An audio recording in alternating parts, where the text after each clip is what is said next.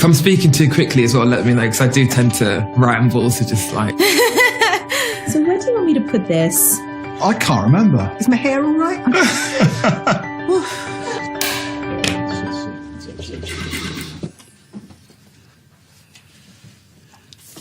Do you interview me or do I just spout my story? So what year will you remember forever? The year that I really remember is 1966. I set sail from Vancouver to Panama, which is 4,000 miles, but we had no motor and a tiny little boat. 1970 was the year I married my Guyanese husband, and we went to church with me riding on the back of his bicycle. I'm not looking at this one, I'm looking at this one.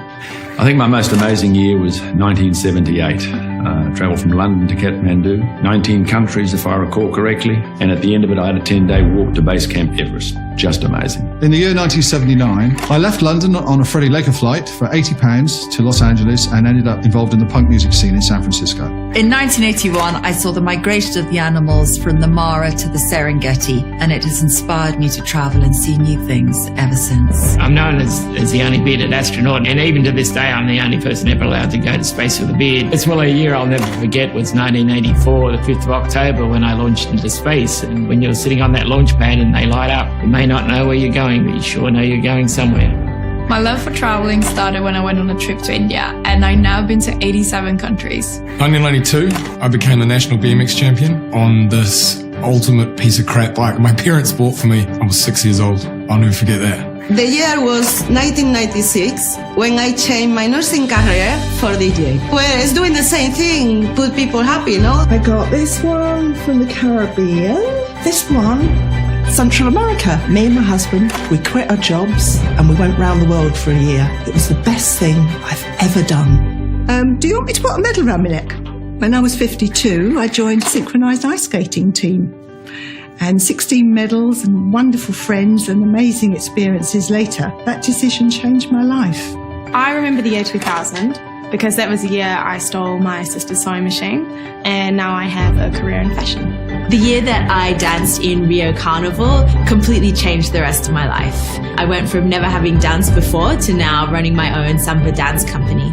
I rowed across the Atlantic with my mum and we made it into the Guinness Book of World Records as the first mother and daughter to row any ocean ever. I became the first person in my family to graduate from university, and I brought home this bad boy. This lady from the orphanage came, with my little girl in her arms, our eyes locked straight away. It was magical. I mean, I recognized my daughter, and I know she recognized me as a mom. We went to Paris for a weekend and saw that they had this male synchronized swimming team. So I'd never seen it before. So it was all like just all very hot French men in Speedos doing what was very masculine synchronized swimming, which was like, what is that? I want to do that. 2010, I started the UK's only male synchronized swimming team. Sometimes I waffle and I hate waffling. I made a music video and it got onto MTV. In 2011, I discovered wheelchair basketball and I made it into the French national team.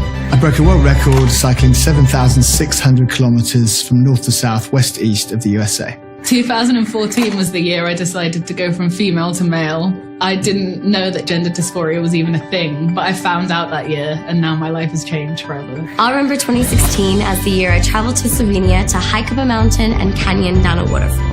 I hosted the first ever Pride in my rural hometown in 2016. This was 2016. I reached Everest Base Camp with my dad, and that is a day that I'm never going to forget.